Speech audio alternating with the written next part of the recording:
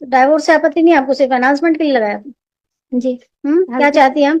मैं एक मुश्त इनसे राशि चाहती हूँ, जाके गुजर बसर कर सकूं। एक मुश्त जी। हर महीने नहीं चाहिए?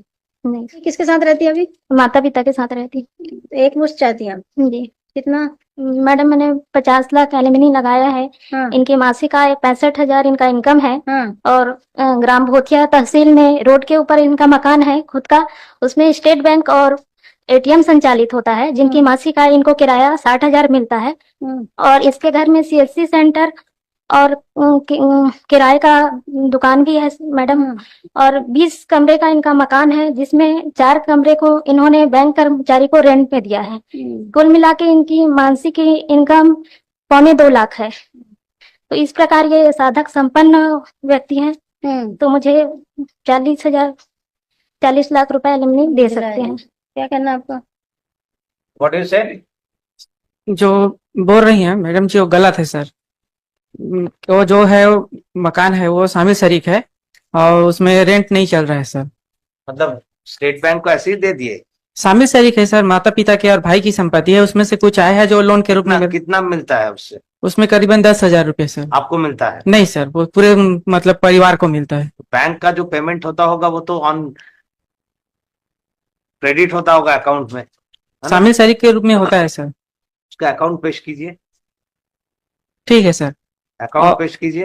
हम्म। और ये जो बता रहे हैं 4, आप इसमें जो एफिडेविट में क्यों नहीं लिखे हैं वो चीज? शामिल शरीक है करके नहीं लिख पाया सर। नहीं लिख पाए हैं?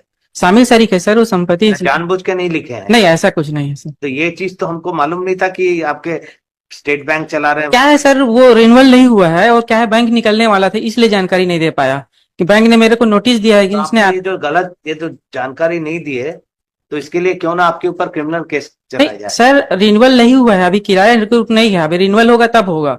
और चूंकि बैंक ने नोटिस दे दिया है, भी नहीं मिल पा रहा है।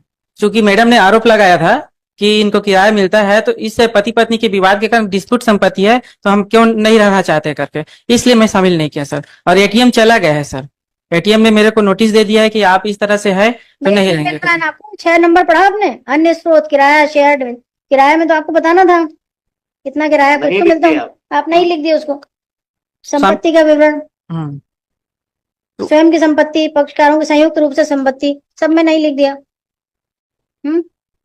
तो ऐसी चालाकी कोर्ट में नहीं होती। नहीं, नोटिस मिला इसलिए मैं नहीं दिया मैम, उसके लिए मैं क्षमा चाहता हूँ। 65,000 सैलरी आपने लिखी है, उसका भी 25% देना पड़ेगा। 10,000 तो बहुत कम है।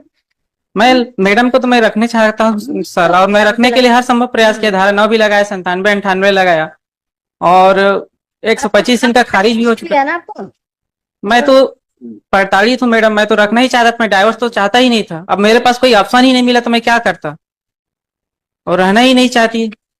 अभी भी आ जाए तो कोई। स्टेट बैंक से जो है उसका कितना अमाउंट है वो उसको both the parties after interaction with both the parties and after going to the affidavit, since it has been stated that the house wherein the state bank ATM and the certain rent is being realized, the enhancement of the enhancement is sought for by the wife, whereas the husband who is present in person would submit the rent is not being received. अभी नहीं मिल रहा है। Notice मिला है, अब renewal होगा तो मिल रहा है कि नहीं? सीधा शामिल के रूप में आ रहा है sir. Submit that the rent is being received in the joint ownership.